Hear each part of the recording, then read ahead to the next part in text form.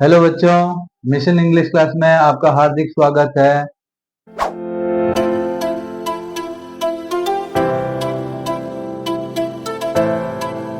अपन पढ़ रहे थे correct form of the verb. Correct form of the verb के अंदर अपन ने सारे टेंस पढ़े और सारे टेंस के अंदर आने वाले पहचान के शब्दों के बारे में अपन ने जानकारी ली। उसके बाद अपन ने इसके प्रैक्टिस सेट किए थे। प्रत्येक टेंस का अलग अलग टाइप के जो correct form of the verb का है उसमें अपन ने अभ्यास किया था। आज भी इसी अभ्यास को अपन अनवरत रखते हैं और एक अभ्यास से ही ये कुछ सीखने मात्र से नहीं, अभ्यास करने मात्र से ये सॉल्व होंगे, ये समझ में आएंगे, है ना। तो अब अपन अभ्यास करते हैं correct form of the verb. जैसा कि आपको पता है कि जो 5 क्रियाएं होती है उन क्रियाओं को इंग्लिश के वाक्यों के अंदर कैसे उनको फिल करते हैं, कौन से वाक्य में कैसी क्रिया लगानी होती है, फर्स्ट फॉर्म लगानी होती है, सेकंड फॉर्म लगानी होती है, थर्ड फॉर्म लगानी होती है, जरंड लगाना होता है, जरंड का मतलब आईएनजी लगाना होता है, या इन्फिनेटिव लगाना होता है, इन्फिनेटिव का मतलब टू और फर्स्ट फॉर्म लगानी होती है। तो ये अपन ने उसमें पढ़ा था, एक एक क्रिया के बारे में अपन ने डिटेल से जानकारी ली और उसके बाद में अपन ने प्रत्येक सेंटेंस मतलब प्रत्येक टेंस का सेंटेंस अपन ने किया था कि कौन से टेंस में कौन सा शब्द आने से वो किस टेंस का होता है। वो शब्द भी आपको टेबल के माध्यम से इसमें पहुंचाया गया और यदि इसमें आपको टेबल नहीं मिले तो अगले वीडियो में आपको जरूर टेबल मिल जाएगी। उस टेबल को देखते हुए, उस टेबल को आप अपने नोटबुक में उतार लीजिए और उस टेबल को देखते हुए आप ऐसे एक्सरसाइज करेंगे तो बिल्कुल correct form of the verb में ऐसा कोई सेंटेंस नहीं होगा जो आपकी मिस्टेक करेगा। ठीक है, तो अब अपन करते हैं क्रिया का सही रूप कैसे भरा जाता है। मैंने बताया कि हर सेंटेंस में ऐसा कोई न कोई संकेत अवश्य होगा, ऐसा कोई न कोई वर्ड अवश्य होगा, उस सेंटेंस में ऐसा कोई भाव होगा, उसका अर्थ ऐसा होगा जिससे उस टेंस के बारे में अपन समझ पाएंगे ये कि फला टेंस का है, उसी के अनुरूप क्रिया भरी जाएगी। जैसे पहला सेंटेंस है doctor visit the patient every day. ये एवरी डे शब्द है, ये आपको टेबल में देखने से पता चलेगा। एवरी डे यानी प्रतिदिन, और प्रतिदिन का मतलब होता है प्रेजेंट सिंपल। जहां ईच आ जाता है, एवरी डे आ जाता है, सेल्डम आ जाता है, रेयरली आ जाता है, सम टाइम आ जाता है, डेली आ जाता है, ऑलवेज आ जाता है। तो ये शब्द किस में आते हैं? प्रेजेंट सिंपल में। अब प्रेजेंट सिंपल का मतलब होता है जो आपको पता चला कि यह प्रेजेंट सिंपल है। प्रेजेंट सिंपल का पता चलते आपके दिमाग में यह आना चाहिए कि इसमें या तो फर्स्ट फॉर्म लगेगी या फर्स्ट फॉर्म के एस या एस लगेगा, और नेगेटिव सेंटेंस होगा तो डू और डज लगेगा। ठीक है ना। जैसे आपको पता चला ये प्रेजेंट सिंपल है, अब प्रेजेंट सिंपल का आते ही अपने पास ये ऑप्शन होते हैं कि ये भरने होंगे। इसमें क्या भरना होता है correct form of the verb में? एच वी और एम वी। तो इस शब्द से पता चला प्रेजेंट सिंपल है। अब इस सेंटेंस को देखेंगे, यदि पॉजिटिव है तो ये भरेंगे, नेगेटिव या इंट्रोगेटिव है तो ये भरेंगे। अब इसको देखा, कहीं पर भी नोट का प्रयोग नहीं है, कहीं पर भी डब्ल्यू एच का प्रयोग नहीं है, इसका मतलब ये पॉजिटिव सेंटेंस है। ये जो ऑप्शन है इनमें से भरे जाएंगे। अब इसमें भी दो ऑप्शन है, फर्स्ट फॉर्म भरे या फर्स्ट फॉर्म के एस लगाओ या ई एस लगाओ। इसका मैंने वैसे विस्तार से आपको टेंस के अंदर बताया था, फिर भी अपन इसकी जानकारी इसमें वापस लेते हैं कि ये जो यहाँ ही सी इट आता है, ही सी इट या थर्ड पर्सन का एक वचन यानी कोई अन्य पुरुष, उसमें एक वचन होना चाहिए। ही सी इट या कोई अन्य पर्सन जो एक वचन का हो, ऐसी स्थिति में अपने को एस या ई एस का प्रयोग करना होता है। एस या ई एस का, अब एस का करें या ई एस का करें, जिसके एस का प्रयोग करना है या ई एस का प्रयोग करना है उसके लास्ट में देखेंगे। उसमें यदि वोवल आता है ए ई आई ओ यू तो आपको ई एस लगाना, नहीं तो आपको इसके क्या लगाना? एस ही लगाना। और यदि ही सी इट और थर्ड पर्सन का एक वचन नहीं आता है, बाकी दूसरा आ जाता है, जैसे आई आ जाता है, वी आ जाता है, यू आ जाता है, दे आ जाता है, या राम और श्याम बहुवचन आ जाता है, तो आपको केवल फर्स्ट फॉर्म भरनी होती है। और ये जितनी भी भरवाता है कोष्टक में दी हुई होती है क्रिया, वो हमेशा फर्स्ट फॉर्म दी हुई होती है, उसी का रूप अपने को सेकंड लिखना, थर्ड लिखना, जो भी लिखना उसी का करना होता है। इसमें कोष्टक में लिखी हुई आपको फर्स्ट फॉर्म मिलेगी। अब इसमें फर्स्ट फॉर्म है, आपको पता चल गया प्रेजेंट सिंपल है। प्रेजेंट सिंपल में भी ये थर्ड पर्सन का एक वचन है, इसका मतलब एस या ईएस का प्रयोग होगा। अब एस का होगा, ईएस का होगा, इसको देखा लास्ट में टी आया, वोवल नहीं है तो एस का प्रयोग करेंगे। तो ये हो गया विजिट्स। क्लियर है। सेकंड सेंटेंस, सी खाली जगह गो हर विलेज ट्वाइस ए डे। ये जो ट्वाइस शब्द आता है यह भी प्रेजेंट सिंपल बताता है। ट्वाइस का मतलब दो बार, ट्वाइस ए डे एक दिन में दो बार, इसका मतलब ये प्रेजेंट सिंपल है।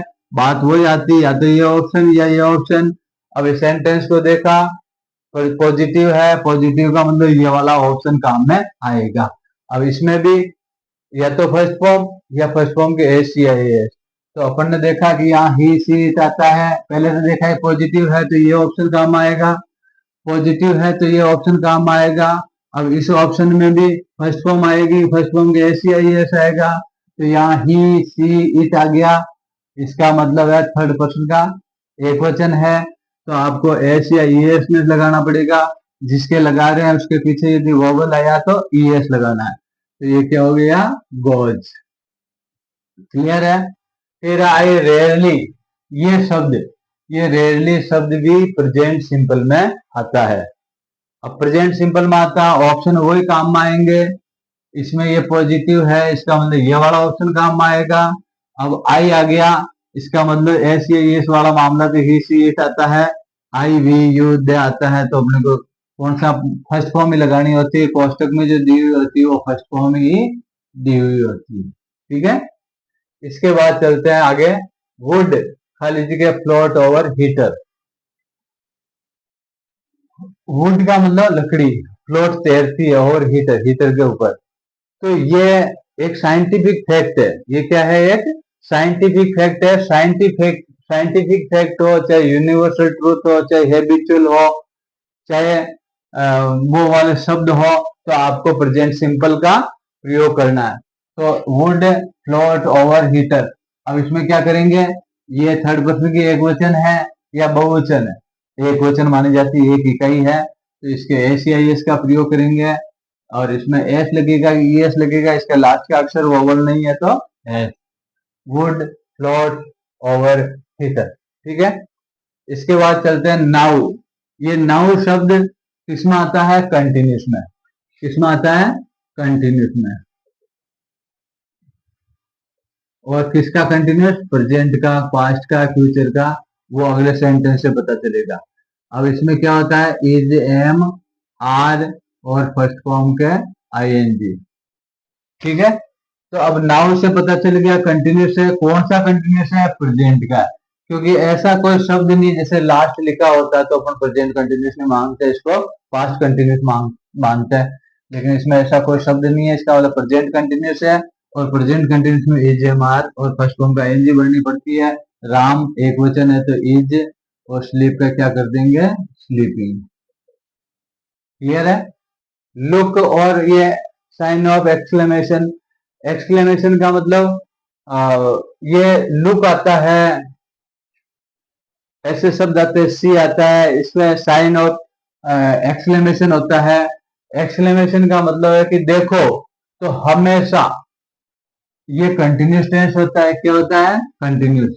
अब कंटिन्यूस टेंस होता है तो कंटिन्यूस में इज, एम, आर का प्रयोग होता है, फर्स्ट फॉर्म का एनजी होती है, दे बहुवचन है तो क्या लग जाएगा, आर, और प्ले का क्या हो जाएगा, प्लेइंग। आई खाली जगह जस्ट खाली जगह टेक डिनर। ये जस्ट शब्द है, ये कौन सा टेंस बताता है, परफेक्ट। कौन सा बताता है, परफेक्ट। और परफेक्ट का मतलब हैज और हैव, इनके साथ में थर्ड फॉर्म। अब अपन ने देखा कि है कौन सा परफेक्ट है, पास्ट का परफेक्ट भी हो सकता है और प्रेजेंट का परफेक्ट भी हो सकता है। ऐसा कोई शब्द नहीं जैसे टुडे लिखा हुआ तो प्रेजेंट का परफेक्ट हो गया, लास्ट लिखा हुआ, यस्टरडे लिखा हुआ, एगो लिखा हुआ, बिफोर लिखा हुआ तो पास्ट का परफेक्ट हो गया। नेक्स्ट लिखा हुआ, फॉलोइंग लिखा हुआ या कमिंग डे लिखा हुआ तो फ्यूचर का परफेक्ट। ऐसा कोई शब्द नहीं है तो प्रेजेंट का परफेक्ट मानेंगे। किसका, प्रेजेंट का परफेक्ट।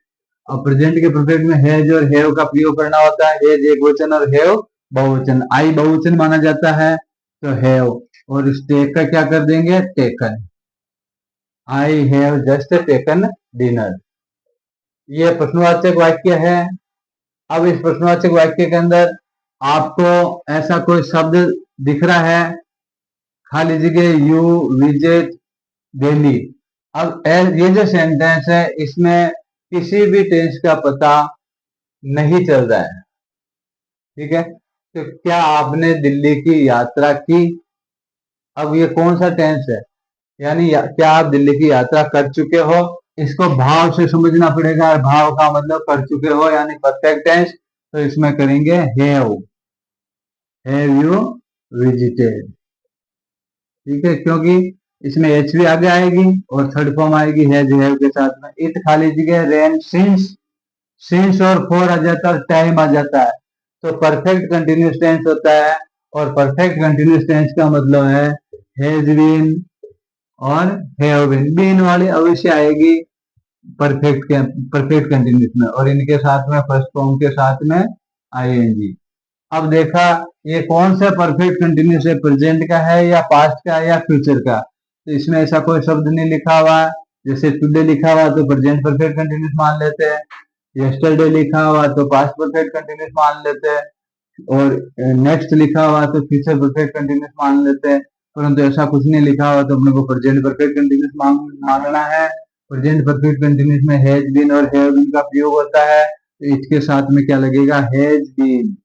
ये मान के चलो कि सिंस और फॉर में बीन वाली आती है, और रेन का क्या हो जाएगा, रेनिंग, ठीक है। अब चलते हैं सी खाली जगह live in this house since. ये सिंस और फॉर का है, हर हस्बैंड डाइड। अब ये सिंस फॉर प्लस टाइम है, और इसमें जब से उसके पति मरे वो इस घर में रह रही है, यानी प्रेजेंट परफेक्ट कंटिन्यूस का है। तो शी हैज बीन लिविंग, ठीक है। अब आगे चलते हैं मोहन खाली जगह कम टू खाली जगह से एवरी डे। एवरी डे आते ही आपके पास प्रेजेंट सिंपल टेंस होगा, सॉरी सिंपल टेंस होगा। परंतु किसका सिंपल होगा, इसके आगे कुछ शब्द हैं उससे पता चलेगा कि ये पास्ट का सिंपल है, प्रेजेंट का नहीं रहा। केवल यहां तक होता, लास्ट वीक नहीं होता, केवल एवरी वीक ही होता है, एवरी डे होता है या एवरी वीक होता है तो प्रेजेंट का सिंपल होता। लेकिन इसमें लास्ट वीक यानी गत सप्ताह तो पास्ट का हो गया। पास्ट का कौन सा हो गया, सिंपल। अब पास्ट के सिंपल में क्या करते हैं अपने पास, पास्ट के सिंपल में अपने पास ऑप्शन होता है, या तो सेकंड फॉर्म लगाओ, और नेगेटिव और इंटरोगेटिव है तो डिड के साथ में फर्स्ट फॉर्म लगाओ, ठीक है। अब अपन ने देखा कि ये नेगेटिव इंटरोगेटिव नहीं है, कौन सा है, पॉजिटिव है। तो पॉजिटिव में क्या करते हैं, सेकंड फॉर्म, ये सेकंड फॉर्म। और आपको मैंने बताया कि टू के बाद में कभी भी क्रिया भरनी होती है, जो इन्फिनेटिव होता है, 5 ही फॉर्म होती है, हमेशा फर्स्ट फॉर्म भरनी होती है। As soon as the thief see the police he ran away। जब as soon as आ जाता है तो हमेशा past simple tense, sorry simple tense होता है। अब पास्ट का सिंपल है, प्रेजेंट का सिंपल है, इसके अंदर ऐसा कोई ना कोई शब्द होगा, या तो सेकंड फॉर्म होगी या पास्ट टेंस का कोई भी ऐसा एच वी होगी या एम वी होगी, उससे पता चलेगा। क्योंकि ये सेकंड फॉर्म आ गई, सेकंड फॉर्म का मतलब पास्ट का सिंपल हो गया। तो पास्ट के सिंपल में क्या करते हैं, सेकंड फॉर्म। तो सी की सेकंड फॉर्म सा। As soon as the thief saw the police, जैसे ही चोर ने पुलिस को देखा, he ran away, वो चला गया, दौड़ गया। वेन हमेशा कंटिन्यूस टेंस बताता है। राम खाली जगह come home his mother was cooking food. तो ये वेन है, इससे क्या बन गया, ये वाज कुकिंग, ठीक है। तो जब राम घर आया उसकी माँ खाना पका रही थी। तो आया इसका मतलब पास्ट सिंपल, ये कंटिन्यूस है तो इसमें क्या आ जाएगा, पास्ट सिंपल। और पास्ट सिंपल का मतलब सेकंड फॉर्म। फिर आता है राम खाली जगह live in A hotel in those days. In those days हमेशा पास्ट का कंटिन्यूस होता है, in these days present continuous, in those days past का कंटिन्यूस। और पास्ट के कंटिन्यूस में वाज और वर, और फर्स्ट फॉर्म के साथ में आईएनजी। तो राम वाज लिविंग, ये वाज क्यों आया, क्योंकि कंटिन्यूस हो गया। किससे पता चला, इस शब्द से। इन दोज डेज, ठीक है। वाइल हमेशा कंटिन्यूस होता है। अब किसका कंटिन्यूस होगा, इसके बाद में जो शब्द लिखा हुआ है कि वाज आया, पास्ट की क्रिया है ये, तो पास्ट का कंटिन्यूस हो गया। पास्ट का कंटिन्यूस में वाज और वर, तो माई मदर वाज सिंगिंग, ठीक है। अब इसके आगे वाली तो बच्चों अगला सेंटेंस है, मदर खा लीजिए cook food before father came. तो ये जो बिफोर और आफ्टर किसी सेंटेंस में आ जाता है, तो एक तरफ लगाते हैं सेकंड फॉर्म और दूसरी तरफ लगाते हैं हेड और थर्ड फॉर्म। जो काम पहले पूरा हो गया, पहले हो चुका, उसमें हेड और थर्ड फॉर्म, और जो बाद में हुआ, जो बाद में हुआ उसमें सेकंड फॉर्म। तो अब इसमें अपने पास वैसे भी इसमें एक साइड ही खाली है, इसका मतलब ये सेकंड फॉर्म आ गई, तो अपन हेड और थर्ड फॉर्म भर देंगे। हेड कुक्ड, बिल्कुल इजी है। यदि इधर सेकंड आती है तो उधर हेड और थर्ड फॉर्म भर देते हैं, उधर सेकंड आए तो हेड और थर्ड फॉर्म भर दी। और वाइदा दोनों साइड में खाली जगह है, तो इसमें ये पढ़ के पता चल लगाना होता है कि काम पहले कौन सा हुआ, उसके साथ में हेड और थर्ड फॉर्म कर देते हैं, जो बाद में हुआ उसमें सेकंड फॉर्म कर देते हैं। द गेस्ट खाली जगह go before I reach home. अब जैसे ये आफ्टर और बिफोर किसी सेंटेंस में आ जाता है, तो ये वाला नियम अपने काम करेगा। अब आफ्टर और बिफोर में अपन ने उस वाले सेंटेंस में तो सेकंड फॉर्म उधर आ गई, हेड और थर्ड फॉर्म भर दी, लेकिन इसमें दोनों साइड में खाली जगह है। इसका मतलब इस सेंटेंस को पढ़ना पड़ेगा, था गेस्ट मतलब मेहमान, go before I read home, मेहमान चले गए मेरे घर पहुंचने से पहले। इसका मतलब यह है कि मेहमान पहले गए, तो जो पहले काम हुआ हेड और गॉन, इधर हेड और गॉन आ गया, हेड और थर्ड फॉर्म आ गई, इधर सेकंड फॉर्म रीच्ड, ठीक है। He go to market after he finish his work, वो गया मार्केट आफ्टर और बिफोर में जो काम पहले हुआ उसको हेड और थर्ड फॉर्म से भरेंगे, जो बाद में हुआ उसको सेकंड फॉर्म से भरेंगे।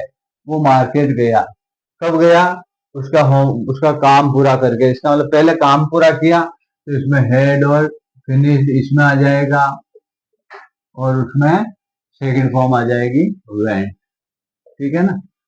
When I reach the school the bell for 10 minute, for और सिंस और टाइम। इसका मतलब परफेक्ट कंटिन्यूस टेंस है, किसका है, ये सेकंड फॉर्म है यानी पास्ट का है, तो अपन क्या करेंगे, बेल हेड बीन और रिंगिंग, हेड बीन और रिंगिंग। आई खाली जगह go to school tomorrow, tomorrow आते ही अपना कौन सा टेंस हो गया, फ्यूचर टेंस। और फ्यूचर टेंस में क्या होता है, विल और शेल का प्रयोग, और विल और शेल में आई और वी आता है तो शेल का प्रयोग, बाकी दूसरा आता है तो विल का प्रयोग, इनके साथ में फर्स्ट फॉर्म। तो ये टुमारो आई के साथ में क्या लगेगा, शेल, और फर्स्ट फॉर्म का प्रयोग यानी go, I shall go to school tomorrow, कल मैं स्कूल जाऊंगा। दे खाली जगह visit the Taj Mahal next year, next आते ही फ्यूचर टेंस है, फ्यूचर टेंस आते ही विल और शेल का प्रयोग करना है, तो दे के साथ में क्या लगेगा, विल, और फर्स्ट फॉर्म लगेगी विजिट, ठीक है। When you come here he go to office, ये जो फर्स्ट फॉर्म आई वेन के साथ में, जबकि वेन कंटिन्यूस टेंस होता है, ठीक है। तो ये फर्स्ट फॉर्म आती है ना, ऐसी स्थिति के अंदर आपको इसमें परफेक्ट टेंस भरना होता है। वेन से तो कंटिन्यूस टेंस होता है, लेकिन कंटिन्यूस टेंस कब होगा, जब यहाँ पर फर्स्ट फॉर्म नहीं आएगी तब, तो अपन कंटिन्यूस टेंस भर देते हैं। लेकिन यहाँ फर्स्ट फॉर्म आ गई, इसका मतलब ये प्रेजेंट का हो गया, और इसके साथ ही सेंटेंस में वेन आने पर फ्यूचर भरा जाता है, तो फ्यूचर सॉरी परफेक्ट भरा जाता है। तो वेन आते ही फर्स्ट फॉर्म आ गई, तो इसमें क्या भरेंगे, परफेक्ट। तो सी हैज गॉन, वापस बता रहा हूं, यदि वेन के साथ में फर्स्ट फॉर्म आ जाती है तो ये प्रेजेंट का हो गया, और वेन के हिसाब से दूसरे पार्ट में परफेक्ट टेंस भरना होता है हैज और हैव। ये खाली जगह left studies by next year, तो बाय नेक्स्ट ईयर का मतलब फ्यूचर टेंस, तो he will have left, future का कौन सा, परफेक्ट। बाय नेक्स्ट ईयर का मतलब फ्यूचर का परफेक्ट तो विल हैव या शैल हैव के साथ में third form. By December 2009 Sita right stories for और टाइम दे रखा है और बाय दिसंबर आ गया, इसका मतलब है वो पुरानी बात है। पुरानी बात है तो किसकी बात है? परफेक्ट कंटिन्यूस की। किसकी? पास्ट परफेक्ट कंटिन्यूस की। तो हैड बीन राइटिंग। ठीक है। By the end of this month, by the end of आ जाता है तो हमेशा फ्यूचर टेंस होता है और फ्यूचर के अंदर कौन सा हो जाएगा? ये फॉर और टाइम दे रखा है तो will have been, will have been और लर्निंग। ठीक है। इफ वाले देखना, इफ वाले में तीन नियम होते हैं। इधर फर्स्ट फॉर्म आ जाती है तो इधर विल और शेल भरते हैं। इधर सेकंड फॉर्म आ जाती है तो वुड और फर्स्ट फॉर्म भरते हैं। इधर हेड और थर्ड फॉर्म आ जाती है तो वुड हैव और फर्स्ट फॉर्म भरते हैं। अब ये फर्स्ट फॉर्म आई है तो कम। ठीक है। और इधर क्या भरेंगे? विल और फर्स्ट फॉर्म, तो विल नॉट गेट। इसमें ये सेकंड फॉर्म आई तो इधर भरेंगे वुड और नॉट भरवा रहा तो वुड नॉट गेट। इधर हेड और थर्ड फॉर्म आई तो इधर would have, would not have. क्या भरेंगे? नॉट भरवा रहा तो would have, would not have got third form. इसमें सीधा सा है, इधर विल और फेल आ जाता है तो फर्स्ट फॉर्म भरते हैं। इधर वुड और फर्स्ट फॉर्म आ जाती है तो सेकंड फॉर्म भरते हैं। इधर वुड हैव और थर्ड फॉर्म आ जाती है तो हेड और थर्ड फॉर्म भरते हैं। इधर फर्स्ट फॉर्म आ जाती है तो विल सेल भरेंगे। इधर सेकंड फॉर्म आ जाती है तो वुड और फर्स्ट फॉर्म भरेंगे। इधर हेड और थर्ड फॉर्म आ जाती है तो वुड हैव और थर्ड फॉर्म भरेंगे। और जितने भी मॉडल है तो मॉडल में हमेशा आपको फर्स्ट फॉर्म भरनी है, सोल्व, जितने भी मॉडल है। अच्छा, मॉडल के साथ में यदि हैव आ जाता है, कैन हैव आ जाता है तो थर्ड फॉर्म। ठीक है। तो इस तरीके से आप भी इनका अभ्यास करें। Correct form of the verb का अपन ने जितना हो सका का मतलब प्रत्येक टेंस को टच करके और प्रत्येक शब्द को टच करके जो इनके संकेत बताता है कौन सा टेंस है, उन शब्दों का प्रयोग करते हुए अपन ने अभ्यास किया। और इस अभ्यास कार्य को आप निरंतर करते रहिए। निरंतर का मतलब 2-3 दिन तक इसकी प्रैक्टिस करिए। और पिछले सालों के जो पेपर है उन पेपर्स में जो correct form of the verb के क्वेश्चन है उनको आप सोल्व करके देखिए। और यदि उसमें कोई आपको दिक्कत आती है, डाउट आता है, कंफ्यूजन आता है, कोई भी ऐसा आपको लगता है कंफ्यूजन, तो आप कमेंट बॉक्स में लिखिए, आपका सॉल्यूशन किया जाएगा। ठीक है। तो ये वीडियो यदि आपको अच्छा लगा तो इसको लाइक कीजिए और मेरे चैनल को सब्सक्राइब जरूर करें। ठीक है। और अपने दोस्तों को इसको शेयर करें। इसके बाद में अपन को वर्ब कॉनकॉर्ड पढ़ेंगे। वर्ब कॉनकॉर्ड का मतलब है कि सब्जेक्ट और हेल्पिंग वर्ब और मेन वर्ब का तालमेल, आपसी तालमेल। कि सब्जेक्ट सिंगुलर होता है तो मेन वर्ब कौन सी लगती है, ऐसी कौन सी लगती है। इसमें ये जो अपन ने, हालांकि ये अपन ने पढ़ लिए, लेकिन कॉनकॉर्ड में थोड़े से स्पेशल सब्जेक्ट होंगे जिनसे आपको थोड़ा सा उसमें ऐसे मालूम नहीं चलेगा कि एक वचन है या बहुवचन है। इस बारे में अपन चर्चा करेंगे। तो आप बने रहिए और अगले वीडियो को का इंतजार कीजिए। उसमें वर्ब कॉनकॉर्ड पढ़ेंगे। इससे पहले आप इनको कंप्लीट कीजिए। Thank you very much.